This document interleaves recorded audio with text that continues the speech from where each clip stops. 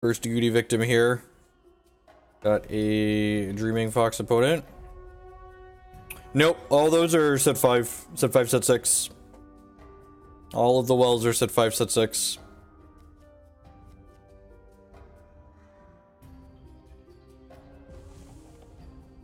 And the slow duels just got reprinted. Wells are set 5, set 6.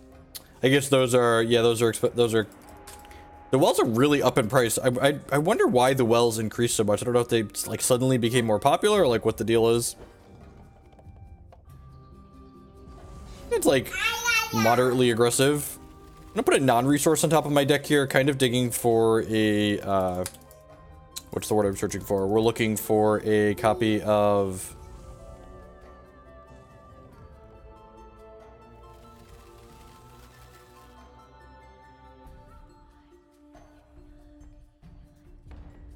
I mean, most of the wells went up in price, right? Like all the playable ones. Like, I guess that's true. Like, all the playable ones. Actually, I think I could answer my own question.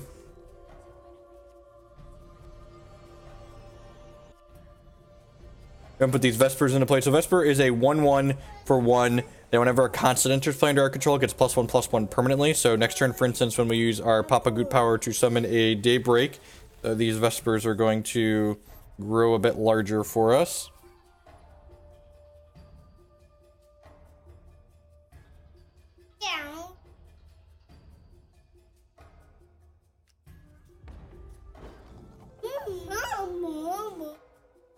No, not really. The fixing in Hex is not nearly as good as the fixing in Magic, and that's a good thing, honestly.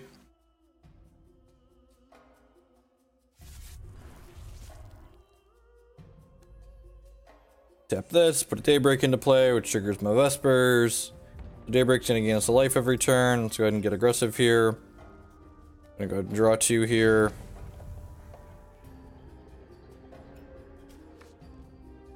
Hey, look, Twilight Eclipse return 4. Let's see if they have a Dark Heart here or not. They have a Dark Heart, it's gonna suck a little bit. They do. So, again, kind of punished for having Blood's Favor instead of Cannibalize. Do I want to sacrifice the Daybreak or do I want to sacrifice these Vespers? I think I'd rather sacrifice the Vespers. I'm gonna give you a great piece of advice. You know what looks really appealing to play this Decree of Banishing? Don't put Dark Hearts under Decree of Banishing. You're just gonna end up a really sad individual. Look at that, got another one out of their hand too. Just Herofall the Dark Heart. It's gonna be okay, I promise. Just rip it out of their deck, get rid of all of them. You don't want to put that under Decree of Banishing, and then like they play another Dark Heart and they kill your board, and then they have 2 Dark Hearts in play because they got rid of this. Just Herofall it, move on with your life. This one's fine to put under Decree of Banishing.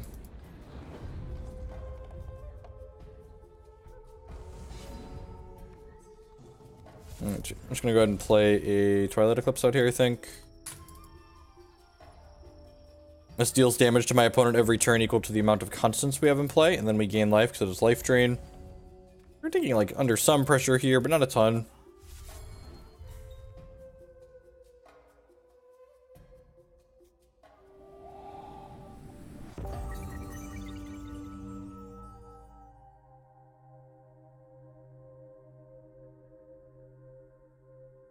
That's interesting sequencing on their part. Hopefully they got punished for that. They cast Lightning Pulse Light and then played Arcane Focus. And often you want to do it in the reverse order because if you focus into 2 cards you hit with Lightning Pulse Light, you have to put one of them back into your deck randomly.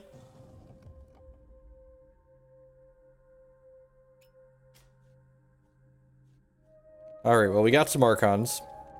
So Twilight Archon is one of the powerful cards in this deck that's kind of built around, it's a 5/5 for 6 with Life Drain and Flight, but if we control a Daybreak and a Nightfall, we can play this for free. And because our champion power generates a Daybreak, if we just draw one of our copies of Nightfall, we can jam these into play as early as turn 3 without paying any resources.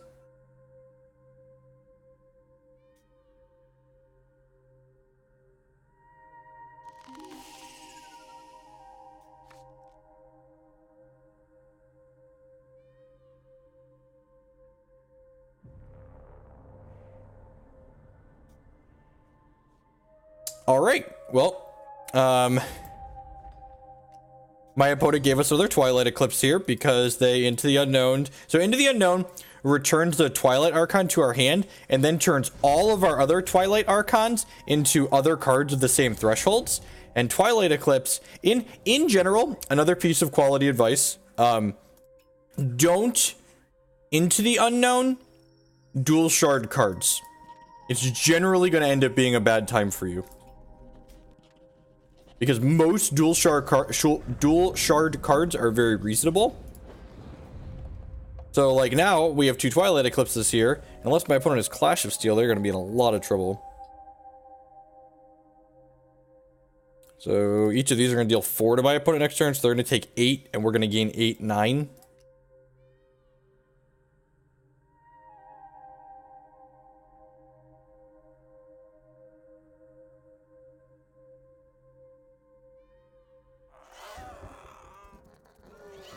Ralk is interesting.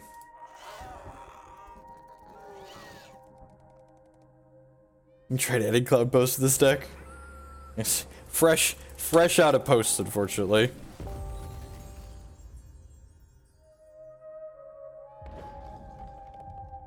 So my opponent's going to be dead unless they hit something useful here. A Nightfall. So, like, my opponent's out here is Clash of Steel. I think I'm just gonna pass the turn, right? Yeah, I'm just gonna go ahead and pass the turn. Like, they pretty much need to clash to kill us, so, you know, Clash B.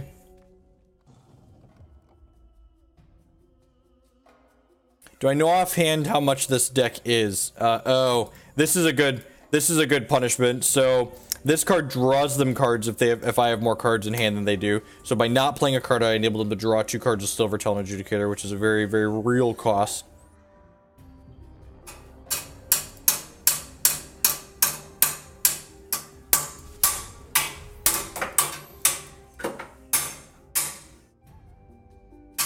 The budget configuration of Goot, which is basically just Goot minus Herofalls, is about $40, $35, somewhere around there.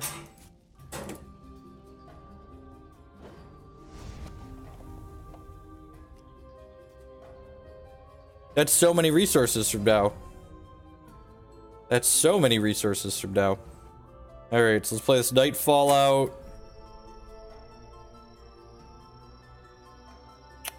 Why don't I just play this Grim Harvester? Look at from the ashes destroys all troops and then puts a troop from their crypt back into play under my control. I think I'm okay with that. I'm gonna try to take their pressure off the table, and I could take their Thunderfield Seer here. Unfortunately, we have the same number of cards in hand. I keep an updated list of budget hex decks here. What is the price on Herofall? I think I'd rather draw a card.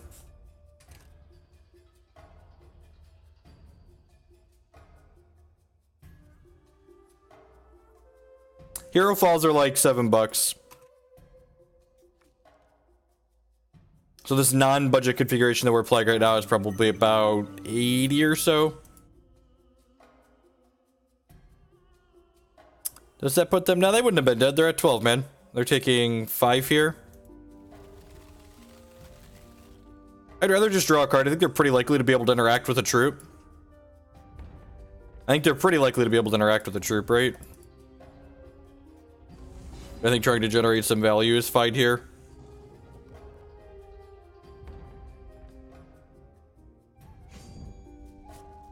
Attack with the Storko. I'm gonna play this out at this point. I'm gonna hold the Vesper back as follow-up. Alright, okay.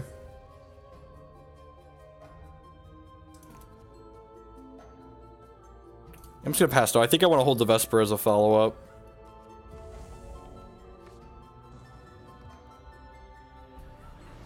Sure.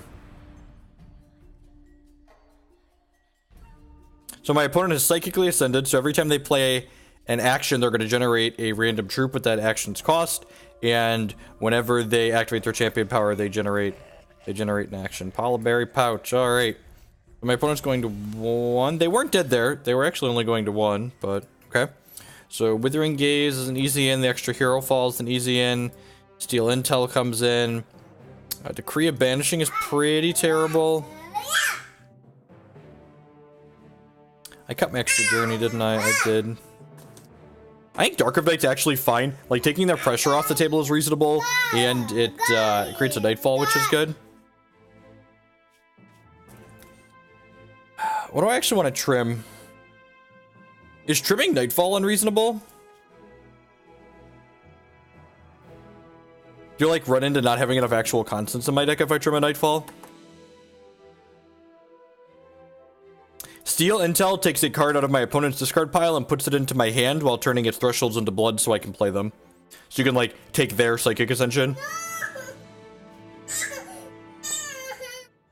You want a different one? You are like ADD on these shows this morning, child.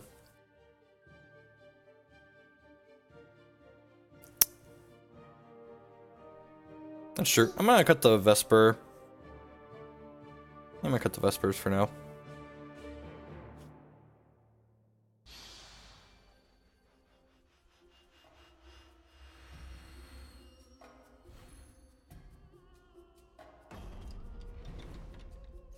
Be on the draw here.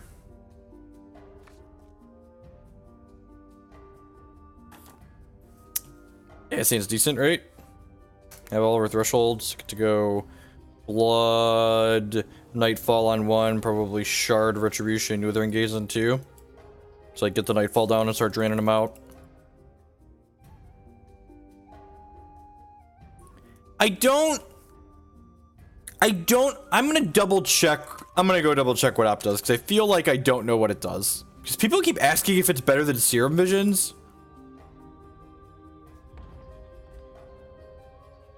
It feels like there's a 0% chance that this card is better than Serum Visions. I feel like it's probably not even better than Sleight of Hand in most decks. My gut says it's not better than Sleight of Hand in most decks, but I'm willing to be wrong. I'm willing to be wrong. I'm glad they decided to put a playable cantrip into Standard. That sounds great. I'm just gonna hang out over here and cast my guidances and just be like happier than a pig in poop.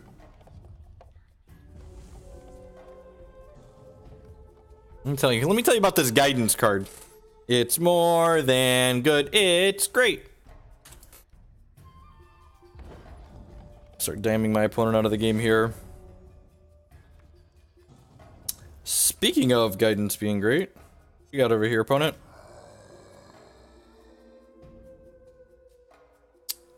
They don't have any Sapphire, huh? I want to take this Lightning Pulsate out of their hands. Get right on out of there.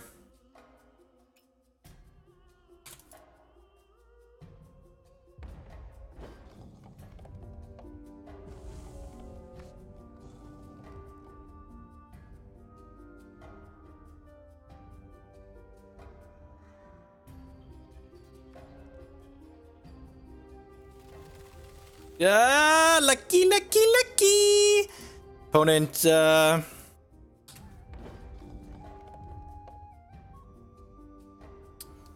opponent hit there. Most of the decks in Modern that want that type of effect are like combo decks, right? This is like cute with Sapcaster Mage. Like have a decent Sapcaster Mage cantrip finally. I'll put a non-resource on top here. I'm gonna grab another non-resource with this guidance. A Vesper, rewarded for sequencing. Enchant power afterwards. Pass the turn here.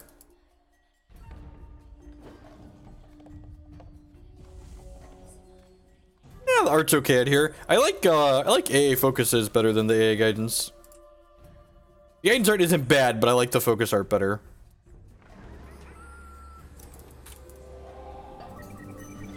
Yeah, look at that guy. Look at that fox. Just focus it. He's really focused. Arcanely even.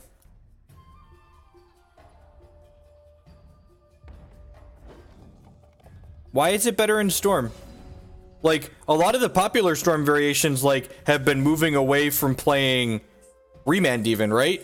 So, like, what are they holding mana up for that this card is better than Sleight of Hand? Sure, you have Runebind. This makes a constant interplay, though, which still triggers my Vesper. So, Runebind here says, this hangs out as a mysterious rune off to the side, and then next time I draw a resource, I get to replay this card for free. I think we know they still have an Arcane Focus left. We knew they had the Runebind and this. Darkheart. Darkheart's, like, annoying, but it's not the end of the world. They've already played their resource for their turn, so we're going to sacrifice something and then just, like, Herofall this guy off the planet. I'm going to sack this Daybreak. Blue draw resource here.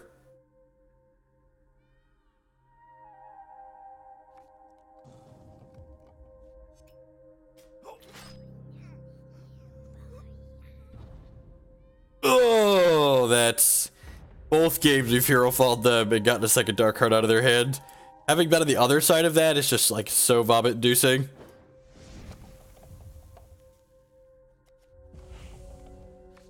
Yeah, so like what Burgle mentioned in chat there, they likely could have saved that Runebind instead of Runebinding this to let the Twilight Eclipse come down, and then they could have Runebound their own Darkheart in response to the Herofall on it. And then they'd have kept that other Darkheart in their hand. And then they'd have two Darkhearts in play right now, and we'd likely get devoured by two Darkhearts. Shard? Hey. And then, since we drew the non-slow Shard, I actually get to steal intel this Landerpaw site here.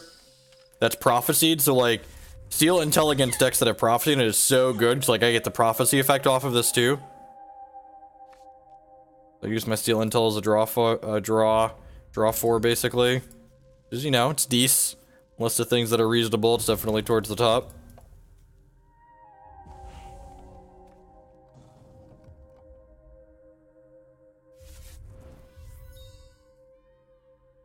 Guaranteed the flip. You must be new here, Burgle.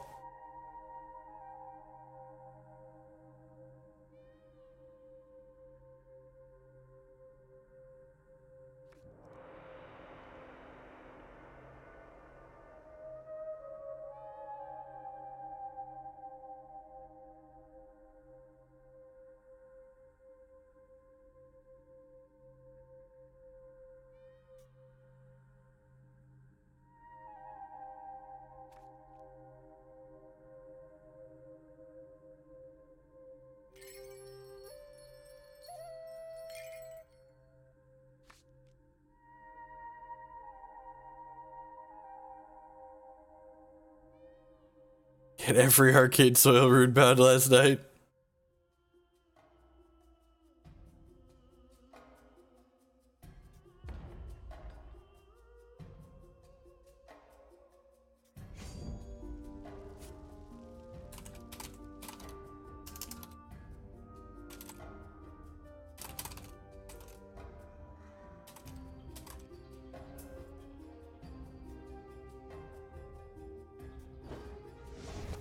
I feel like we're pretty far ahead here, right?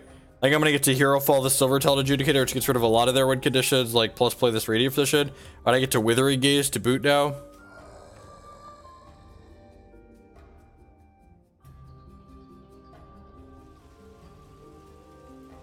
Interesting. Alright. That feels like they're setting up for another...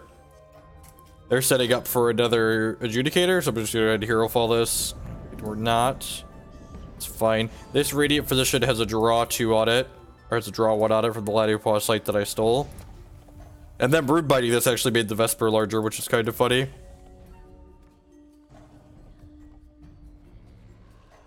Holy crap. That destroys all constants. Well then, down here in the trenches, where Papa Goot is the enemy. That's a heck of a hex card my opponent had there. So you're saying they have a chance. We have nicked their Darkhearts and their Adjudicators, so like if they get a little bit unlucky and their Psychic Ascension is pretty far down, we could still win this.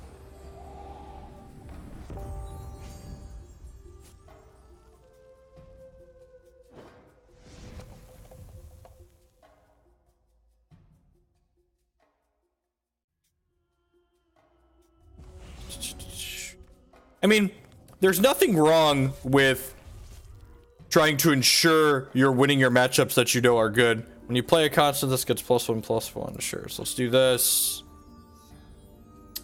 Well, that's pretty sweet. Yeah, let's just force them to have Clash of Steel here, basically, right? So let's do this, which makes this larger, and then do this. And then attack here with this.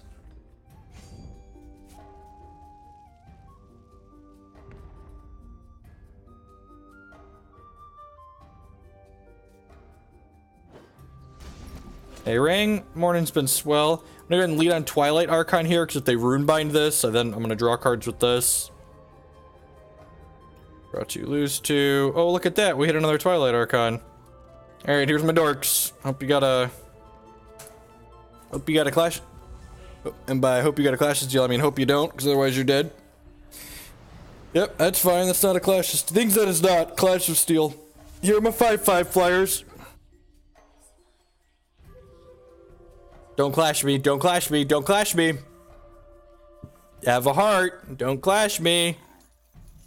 Deal, I have a llama. Llama, it's a llama. It's a very funny llama. Llama, farmer, llama, duck. Alright, up in the gold one here. Up in here. Up in here. Boom, boom, boom, boom, boom, boom, boom. Boom, no, no, no, no, no. I think about the Bishop Lies of Diamond Sapphire Socket deck. I think it's one of the many decks that's currently pretty poor against the Lasgar's Vengeance decks. I think it's probably pretty close to reasonable against a lot of things, but just gets like run out of the gate by Lasgar's Vengeance. It's not particularly close. I'm gonna go turn the light on in the other room for Declan real quick. I'll be right back.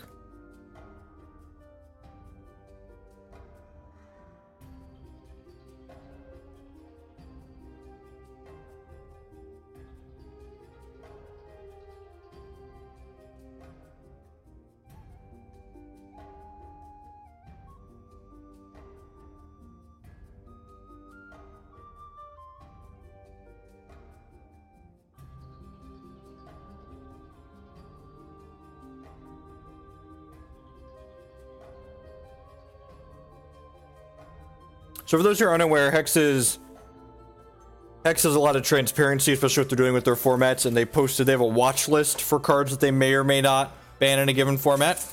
And they recently added the card Lasgar's Vengeance to that watch list. It's a really powerful Ruby card.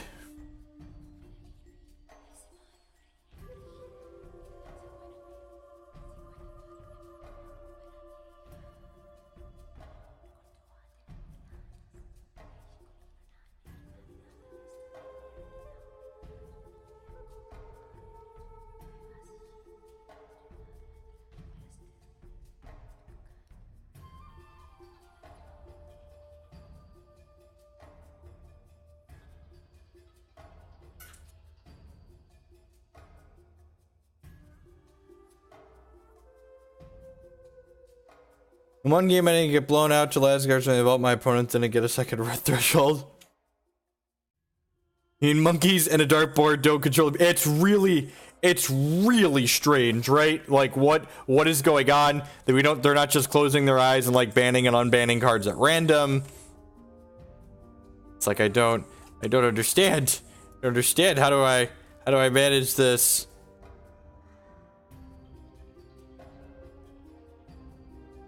Now, we're gonna have to sit here while we get the timeout? I mean, I guess I'll take a couple of free stars, but that's very boring.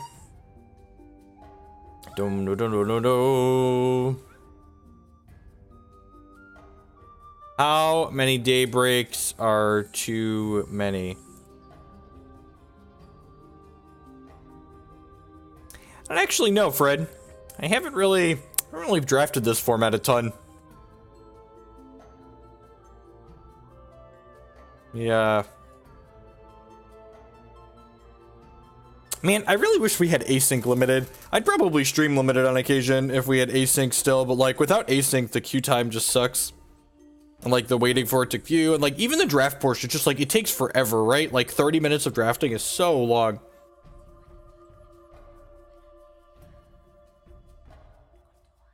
I was gonna pull my stack of anticipates out, but I no longer have the decks to be.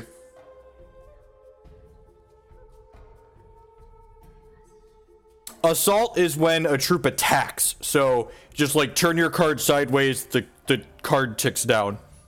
If assault was when a card dealt combat damage, or dealt combat damage to a player, it would be much less scary. But yeah, Lasgar's Vengeance is super strong. So they don't modify hex cards after they are printed. They only ban them.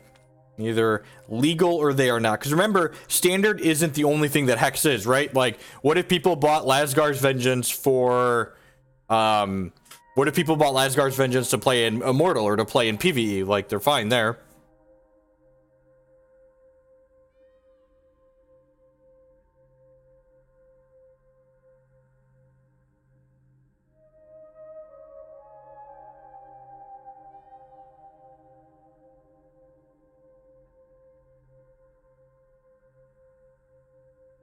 That's the joke, oh snap. That's the joke.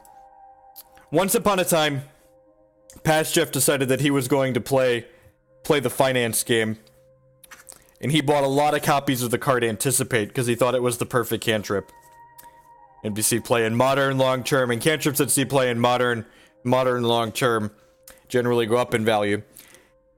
And little did Jeff know that Wizards of the Coast agreed that Anticipate was the perfect cantrip. So they printed it a bunch more. Apologies for the dry games here.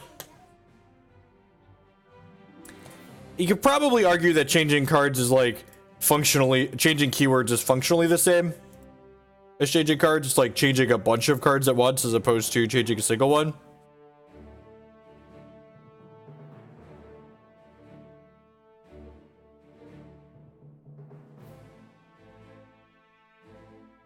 Yeah, I am actually gonna have an article going up on Hex Primal soon, talking about the Lasgar's Vengeance and like the pro cons of it being legal or not, and basically like regardless of where you sit on the power level of Lasgar's Vengeance, I feel like the fact that it has a really big potential to scare new players off from the game because it invalidates a lot of potential brews the format could have. Like, I don't think we have a lack of diversity in the decks that are being played right now, but I do think it hinders like the tier 2 and tier 3 decks. Like, there's a variety of tier 1 decks you can play that are all like pretty unique and individual strategies, but I think it really hinders the people that want to like brew and do something different.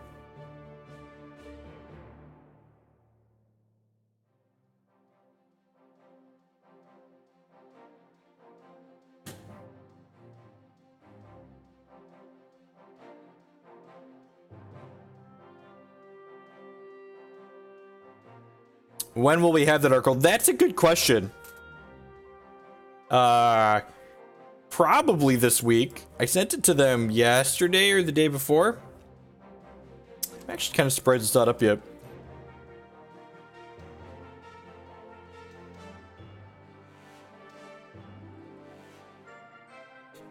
What was it? That's objectively not true. I farmed the numbers. Fred was actually in chat here a second ago. I farmed the numbers from Fred's site. It's actually, what are the numbers? I can tell you the numbers offhand because I have them summarized. The last three bashes have had 287 players in it, and the three most popular archetypes were 185 out of 287. So that's like a little over half the field is 3 decks, which is fine. Like, you're going to have decks that are better.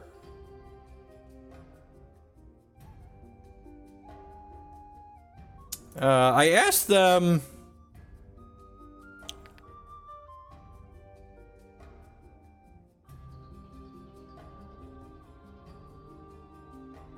I sent them an email on the 1st. They responded on the 3rd.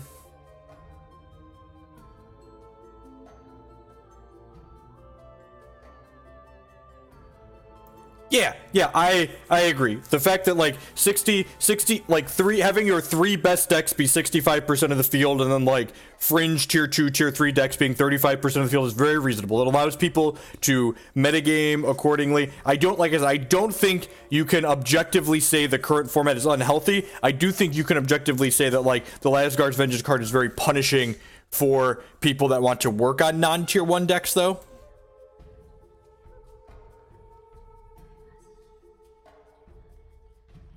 Will Opt have a meaningful impact on Modern? Probably not. I don't know that there's a deck that wants a... It might make, like, the Snapcaster control deck slightly better. Slightly, I guess. But, like, those decks are probably still worse than just playing Death Shadow, right? Why does Storm want Opt, Marty? Opt is a worse cantrip than Sleight of Hand if you're not considering the timing of it. And, like, Storm doesn't really need to hold mana up. It isn't narrow, Elwins. By the data disagrees with you that it's narrow. I can look at the data and go, no, the format isn't actually narrow. Yes, I agree with that, Burgle. I think the Jeskai play all my things on your turn. That deck probably wants Op. People keep saying Storm, and I don't see it in Storm. I agree that the Jeskai... Yeah, please, Hex Primal, publish my article so I can just link it. Please publish. Please publish.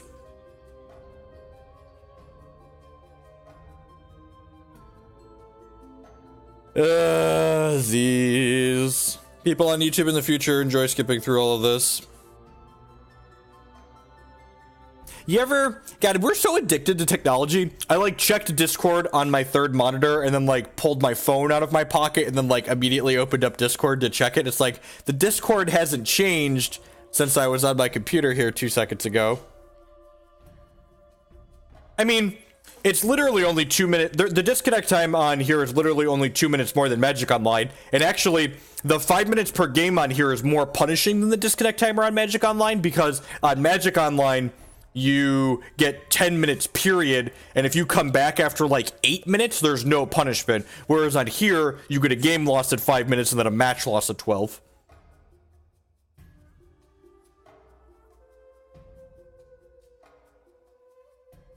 So Burgle, part of me wonders if the keeping the round timers at 30 minutes is part of a concession to they're going to be adding consoles as a platform, because consoles as a platform probably makes things slower and clunkier, right? Poor Nova. I could probably play Nova Blitz again now that I have fiber internet. My Comcast just made the latency miserable. We could fire up the... I wonder if people still play that game. Did they ever have a release? They were in alpha at one point. I think they were planning to come to Android.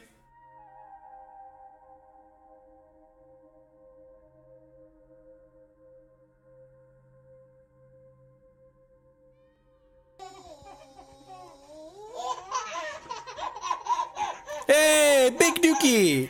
With the 19-month resubscription. Thank you for the continued support. Welcome back. I do appreciate it.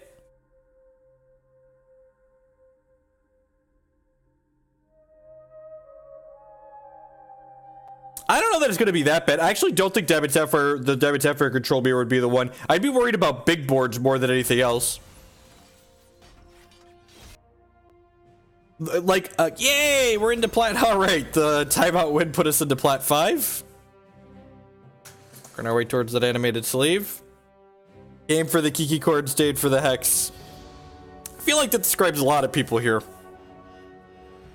Man, I'm writing about ban lists in Hex and Magic this week, and in Magic I wrote about it seems decent.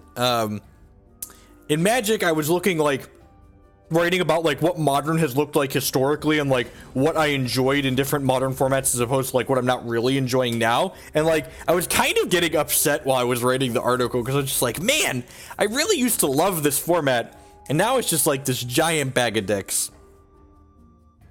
When God's day would come for Kiki Cord, right?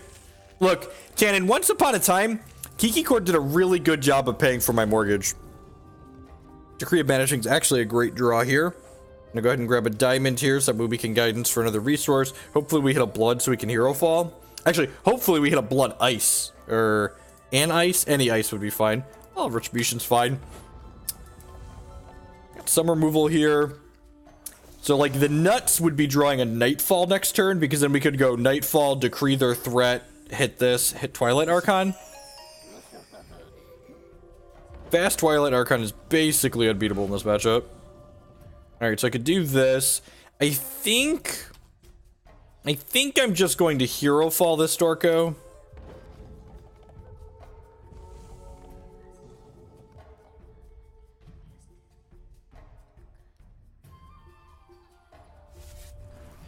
Yeah, honestly, like, I beat my head into a wall. I beat my head into a wall so much trying to make those interactive decks feel reasonable that it was just like, I just can't do it anymore. Just can't do it. I'm gonna Herofall these lackeys. This card's pretty scary. It denies them a Dreadling.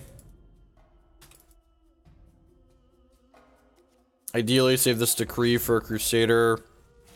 Hopefully we hit a resource or a Nightfall here. Alright, it's a tilt shard, but it's a shard at least. Huh.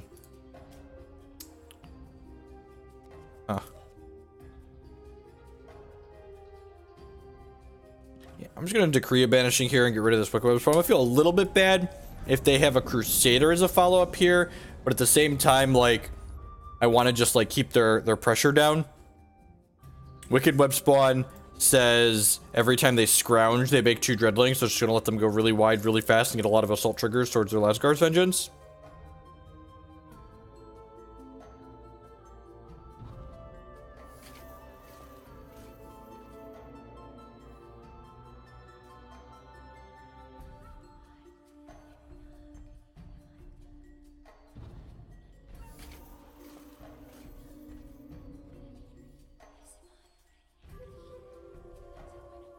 And they had double scrounge here, so by taking out that web spawn, I denied them a couple scrounge triggers. These do have Rage Dow though, so that's kind of scary.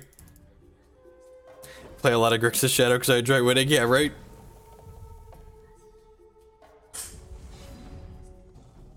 Alright, Diamond Ice is reasonable. I'm actually gonna go ahead and do this and put a resource on top of my deck here. I'm gonna go ahead and play Twilight Eclipse out. So this means we're gonna gain 4. But we're taking 8 here on this swing. So, like, if they have a speed troop, we're going to kind of be in trouble. Hopefully, we put a non-slow shard on top of our deck so we can go ahead and play this Twilight Archon out next turn. If they don't have Primordial, the Twilight Archon will hopefully let us stabilize this board. We're going down to 7. We're going to go up to 11 here. So don't play a Ruby and then double Lasgar me, please. Or Ruby, Coin Lasgars. Ruby, Coin Cremate Lasgars. Rust Bucket Distractor, sure. Alright, there's a Ruby. Non-slow shard, please. Non-slow shard. There's 4 slow shards left in our deck. Ding. Doing it the hard way. We're gaining 6 next turn. Are we dead if they kill this? We're dead if they kill us, right? Because this is 8, 9, 10, 11, 12. So if they have a Sabertooth in their main deck, they're going to be able to kill this and attack in. Oh, Rust Bucket. Yeah, probably. If they have another Rust Bucket. Alright, there's a Lasgar. So you have a Cremate too? Tank, kill me. Yeah! Tank, kill me. That's my favorite kind of tank. The tank, kill me. Blinding Ire is great. Rimeclaw is great. Journey to Nowhere is slow.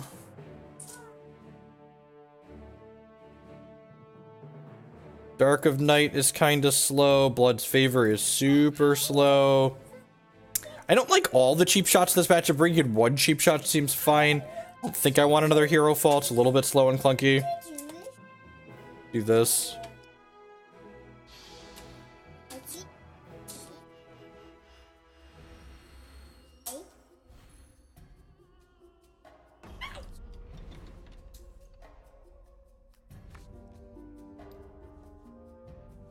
This hand's pretty terrible. This hand's also really bad. Yep, Gaze in this matchup is really bad. Especially now that their deck has Primordial Sabertooth as the removal. Like, when they didn't have Primordial Sabertooth as removal, like, you'd occasionally tag, like, Casualty of War, so you could, like, make your Twilight Archon.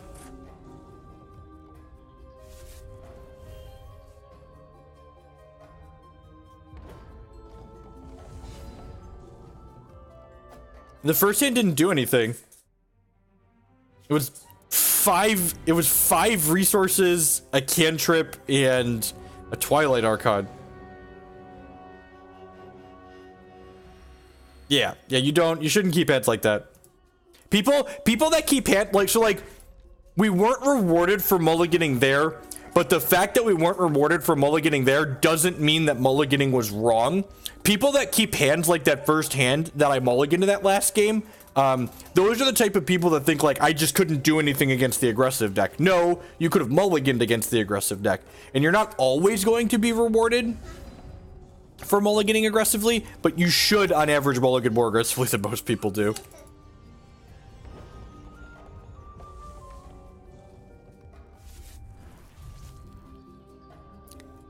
I would argue that Withering Gaze is more playable than Into the Unknown. Into the Unknown is such a miserable card. It's a decent draw. You know, I'm actually going to wait on this. I'm going to offer this trade here. I don't think they're going to take it. Yep. Takahiro Vampire Prince is interesting.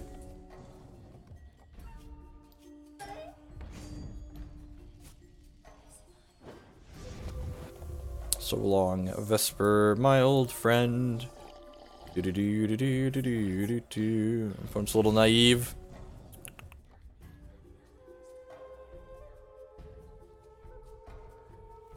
Put a non-resource on top of my deck.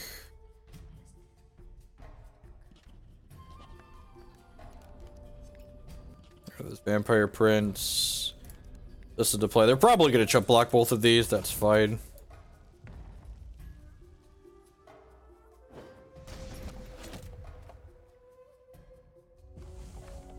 Ire's really narrow, right? I think 4 cards for just Redlings is exceedingly narrow.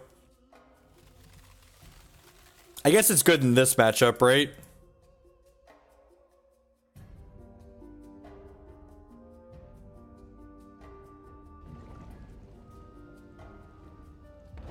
What's that do? Troops in your hand get Deathcry, summon a zombie. Okay. Okay, that's a rare I haven't seen before. There has to be something really busted we could do with this card, right? I feel like that card has to have something really busted we could do with it.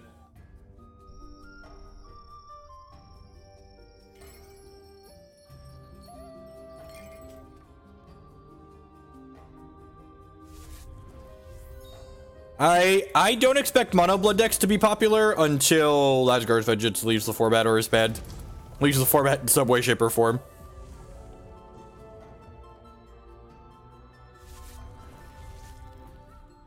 Runebind is great. It is a very, very flexible and powerful card. Main deck Blight Knight. Someone hates Redlings. So this guy, he's really good. At the start of our turn, if we have 3 different constants, we gain 3 life and we draw a card. So that's fair. I'm gonna offer this trade if they want to trade both their guys to my Vesper. Oh, you know, I should have played this, right? Whoops.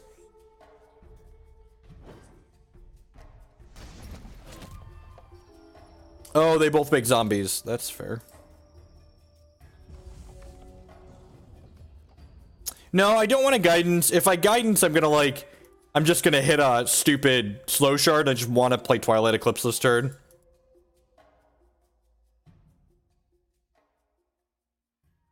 Like, they almost certainly just, like, can't interact with this, right? I just want to kill them. If I just go, like, Twilight Eclipse, there, they're gonna die. There's no point in trying to hit another resource.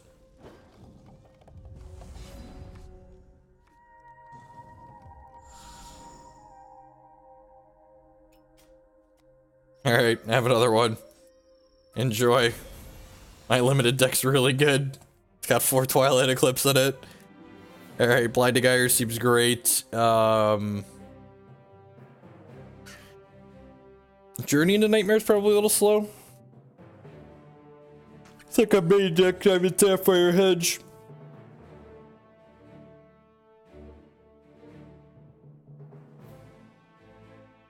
Let's just draw Twilight Eclipse every turn. How could you lose? Can't possibly.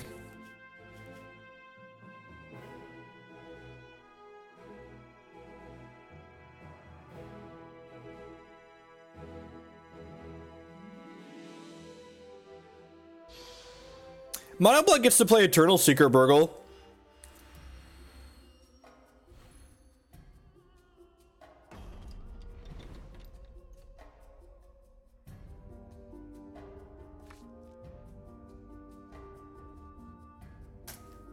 It seems fine.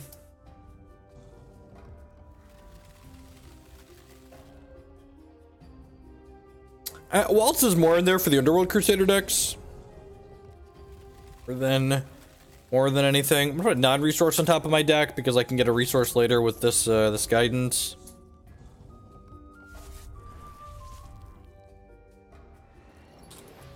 Blight Knight. I'm curious that that's in their deck post board here. We don't have any created troops in our deck.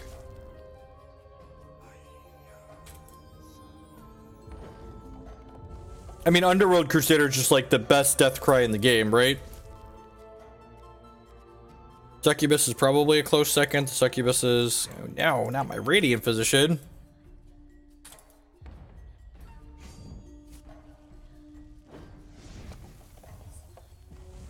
I don't really have context for whether or not the card's going to be good in Standard, because, like, we don't know what Standard's going to look like, right? As for Modern, I haven't really been playing Modern because the format is miserable. And I don't think Opt is going to make the format any less miserable for me, personally. Nah, Crusader's Death Cry is fine. Having a variety of powerful cards in your format is what makes TCGs fun. Will Nightfall Food! With the 11-month resubscription. Thank you for the continued support. I do appreciate it. Welcome back.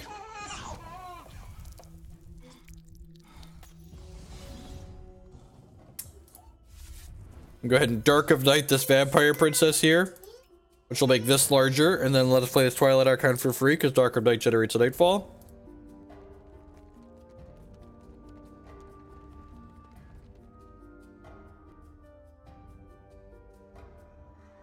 I mean, like, how long has it been since we had a playable cantrip in... How long has it been since we had a playable cantrip in Standard? Like a playable one-mana cantrip, right? Like a really long time. I can see Raichu. There's 2 more months till Raichu. Raichu gifts. Got a crying Pikachu next month for you.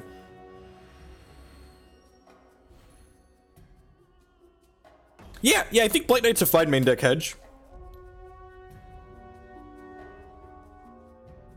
I think this hand's okay. Yeah, it's probably a little loose. It's got like Vesper, Twilight Eclipse though. Bait weave some resources at the top with these.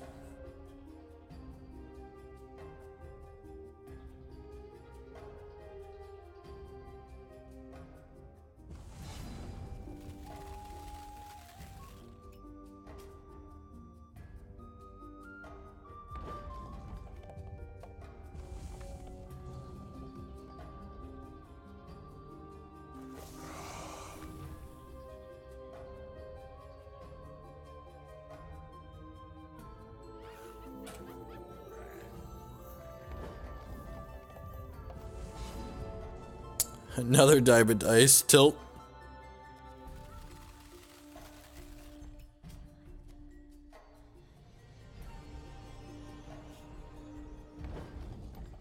So one of the things, it'll be interesting to see how... Oh, so funny kid did. So... Elwins, in addition to being whitelisted in Hex, if you stream Hex, whitelisting includes the ability to find matches instantaneously. God, what a tilt. I have to just keep getting resources with those because I need blood. Maybe I should have kept this hand. It's very possible I shouldn't have kept this hand. The PS4 releases in a little under 2 weeks. Hopefully we hit a Blood Shard or a Well next turn so we can jam this Twilight Eclipse down their throat. My body is ready to be Lasgard.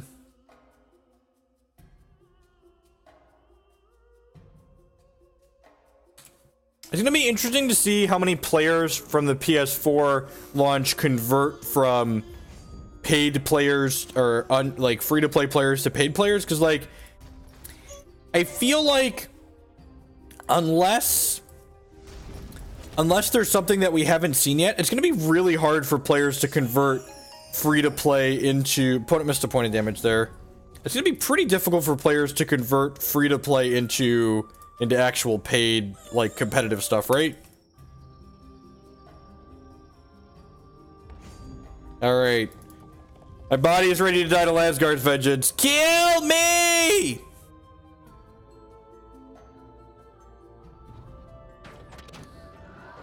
Rust Bucket, Roost Bucket. Not dead to one Rust Bucket. Trade with this motor truck driver. Going to one, dead to Cremate, dead to Lasgars.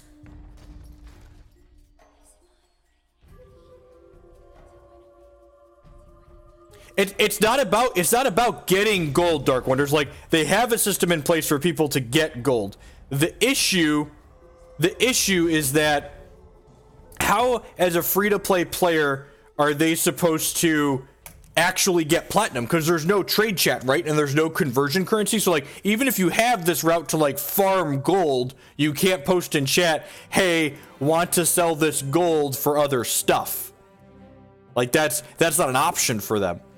So it's like, well, if that's not an option, how do you take this gold that you have and like convert it into something meaningful for you?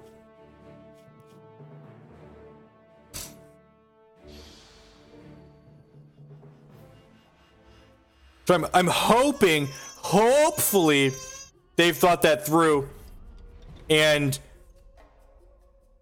there's no chat function in the PS4. I don't believe there's a chat function in the PS4,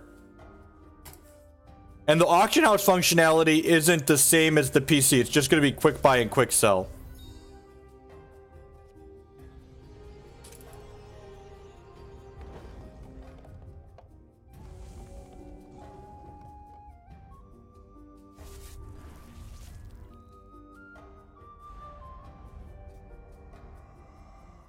It'll definitely be interesting to say the least. It's Dees. Get to play Radiant position here, and the next turn go Vesper, Decree your thing. Gonna attack here. I got plenty of poopers, so if they want to trade me. Ooh, they did trade. Neat.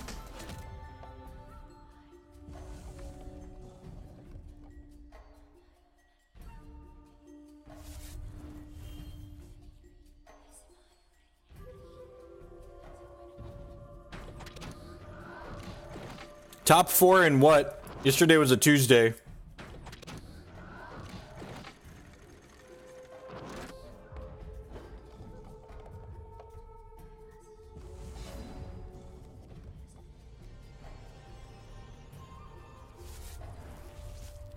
I'm actually just going to play this Decree of Banishing out here since I have another one. It grows my troops, takes their thing off the table, which makes their champion power worse. I mean, kinda. The Arcanum Vault results are probably more relevant than random ladder matches. Like, after the bashes, I'd probably argue they're the second most important.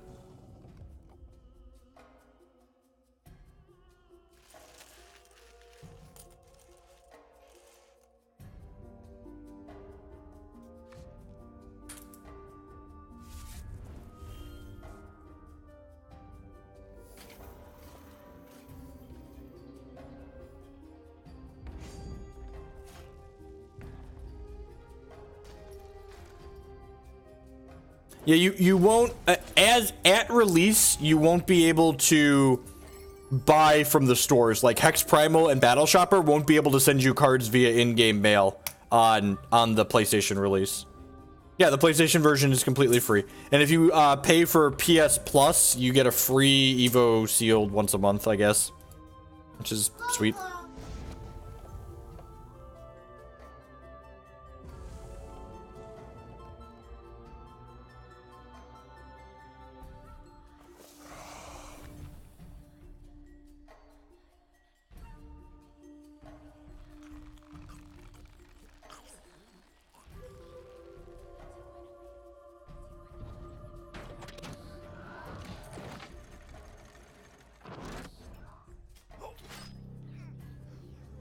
Rid of these web spawns. Hopefully we don't get Lasgard here.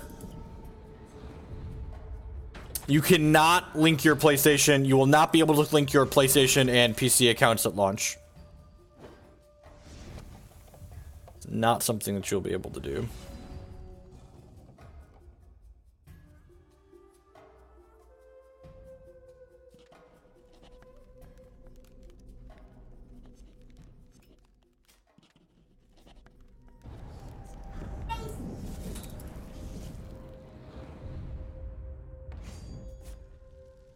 It sounded more like there was red tape that had to be gone through.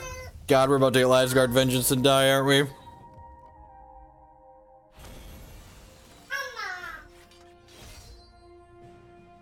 Alright, we're not. On to game 3. I mean, like, what features do you want that are missing? Just like the mail system? Or the linking of the accounts? Like, new PlayStation players aren't going to really care about linking of accounts. Like, if they cared about linking of accounts, they'd probably already be playing Hex on the PC. And if they were playing Hex on the PC, why would they need to play it on the PlayStation? So, like, I don't think that's really irrelevant. Like, again, why do they care? Like, maybe they intentionally don't want PvE in there. Like, if you listen to Corey's interview... Like, if you listen to Corey's interview, it sounds like some of that was like he talked about wanting to rethink the PvE experience, because like the PvE experience is kind of confusing and awkward, right? And PvE doesn't make the money probably, so like spending time working on PvE that doesn't make the money when they could spend time on features that make the money seems silly.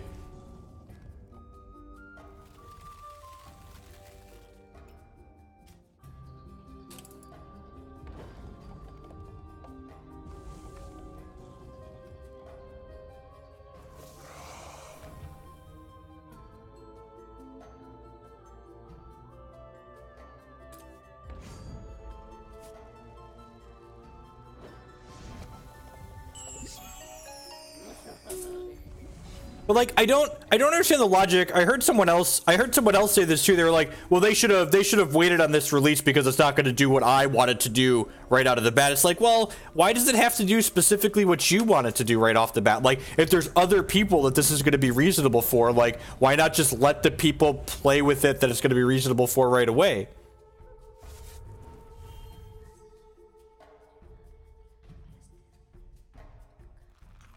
I mean, anyone that's not going to be entertained by the dueling pits is probably isn't going to be entertained by PvE either. I like, speaking as someone like someone who wants to be like moderately competitive in a game, like I'd be far more interested in the dueling pits than I would be in PvE at all.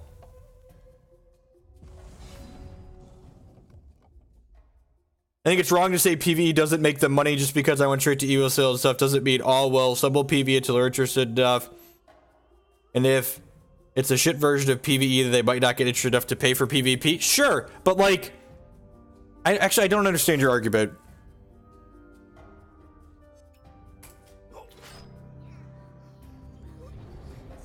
I don't understand your argument. Like they talked about part of the reason why the PvE isn't in there is because the PvE experience isn't great. Like the PvE experience is not like this guided hand-holding experience that people like know and expect from games. We are super dead. Actually, literally dead. Yep.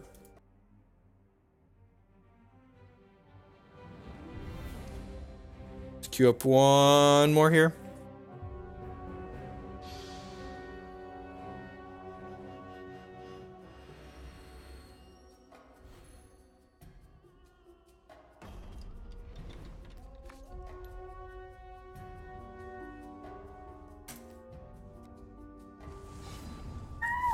I just always feel like every time Hex announced something, there's a bunch of like, every time, it's just any company, every time, and like, they announce like, all right, we've got this new thing that we're going to be doing, and there's a bunch of people who are like, well, no, this new thing you just spent time on isn't the new thing I want, so you should have waited and done the thing I wanted instead.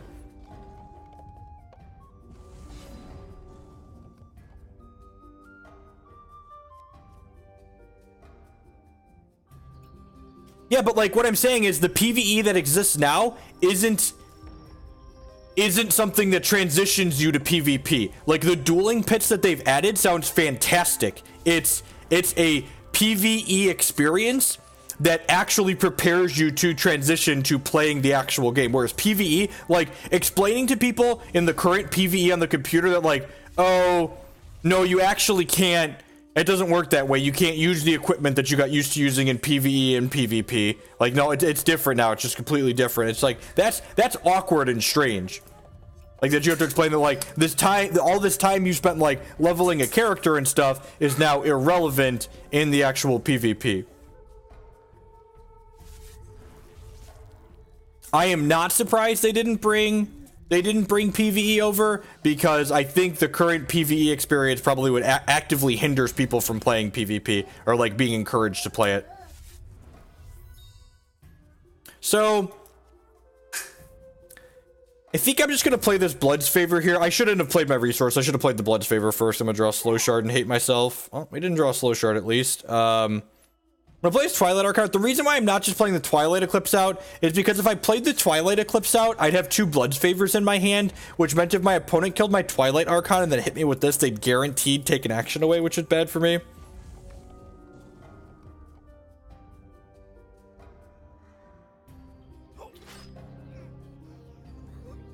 Yeah, so like this, they Herofall me, and now they only have a 1 in 3 chance of taking away my Blood's Favor. Perfect.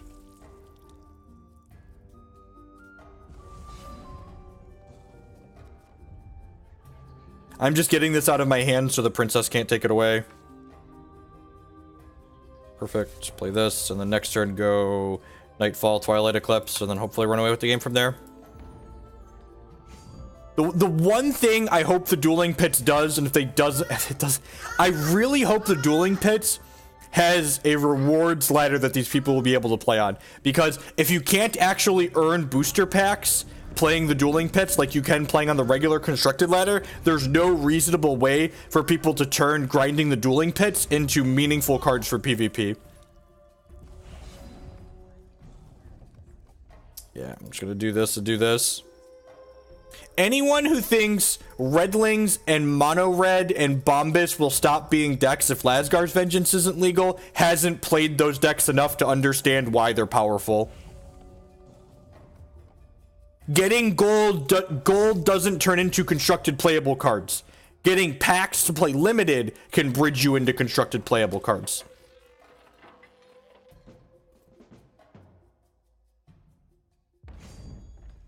Man, it's been a while since I banned someone in a Hex stream.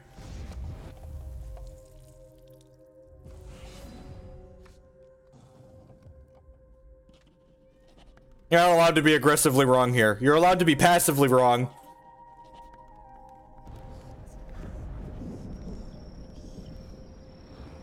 Or just being offensive. Yeah,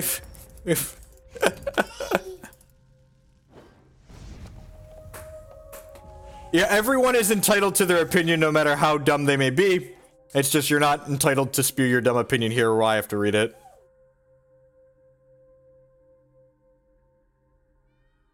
Hats! You have a sapphire shard and I missed giving you a sword. I have a sword, Hats.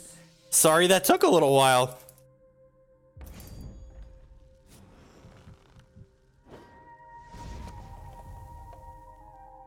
See, people... Especially Americans. Americans are just the worst.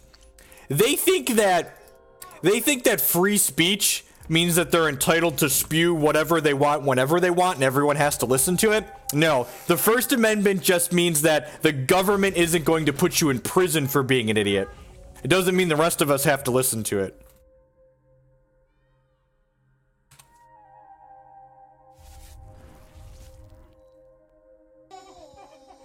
Yeah, sure, they'll sell comments and uncomments. JW!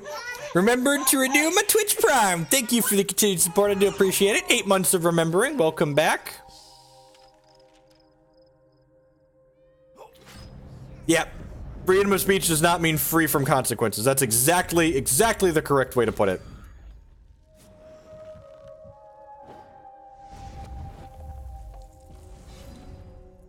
Look, we drew a Herofall off of their deck. Don't mind if it does. Get rid of their life drain, which probably ends the game. Put another Daybreak into play here off my champ power. Fear the Goot, Mr. Gooterino. The big Papa G.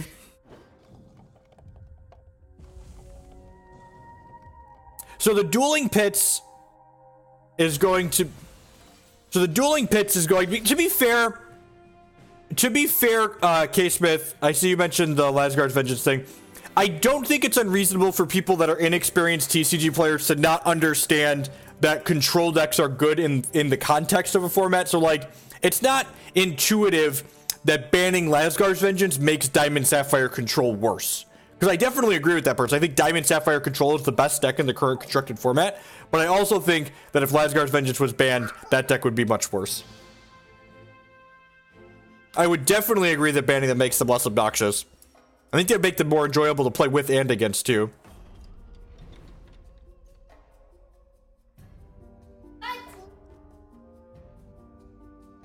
Womp womp. If this was a diamond, we'd snap this off since we've got some guidance, but it's just not good enough otherwise.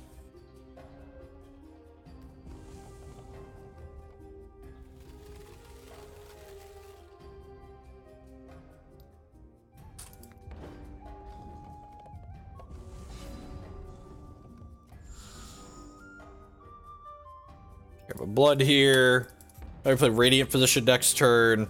Then Guidance, Vesper, Champ Power the next turn.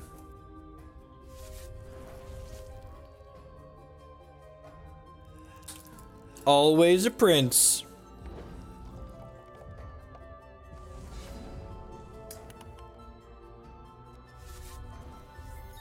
Playing this? Yeah, I'm just gonna play this.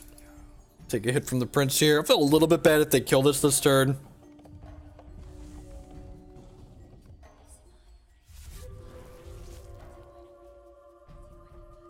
So, it's not directly that simple.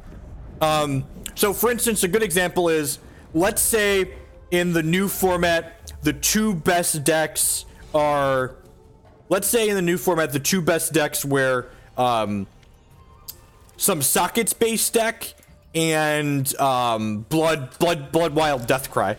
Like, having to compete on those two different axes makes the control deck much worse. Like, Diamond Sapphire Control's been a deck for like the last what, 3-4 seasons now. Like, I've been playing Diamond Sapphire Control with Adjudicator for a while, and like the reason why it's the best it's ever been is because 40% of the field are essentially the same archetype. When a control deck only has to target one single type of archetype with its answers, it's very easy for it to have all of the right answers most of the time.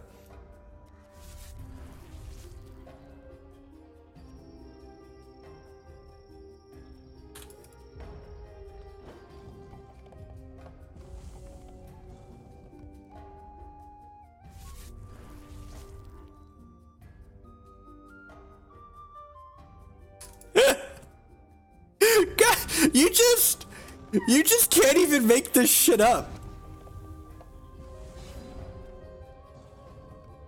You can't even make this shit up.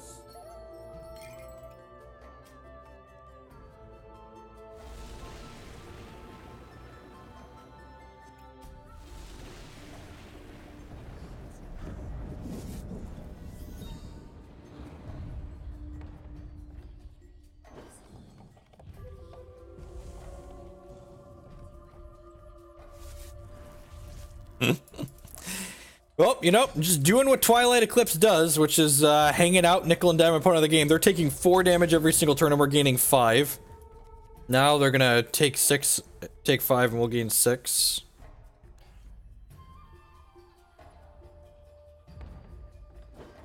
Sometimes accidental pause, right? It just... Ah, princesa!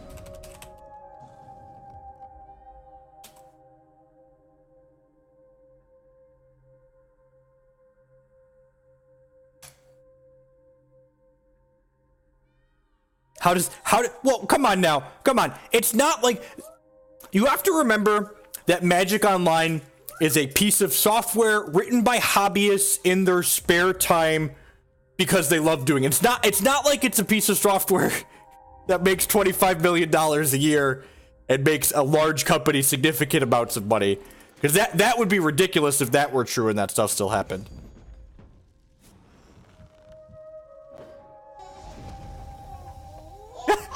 Daydream Deluxe with the brand new $4.99 subscription. Thank you very much. I really appreciate that. Welcome.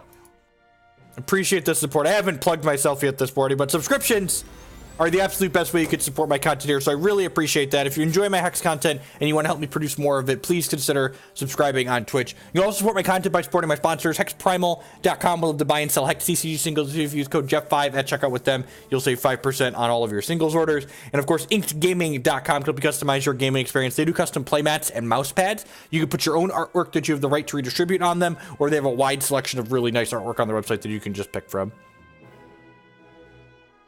If you don't feed the hamsters, the league's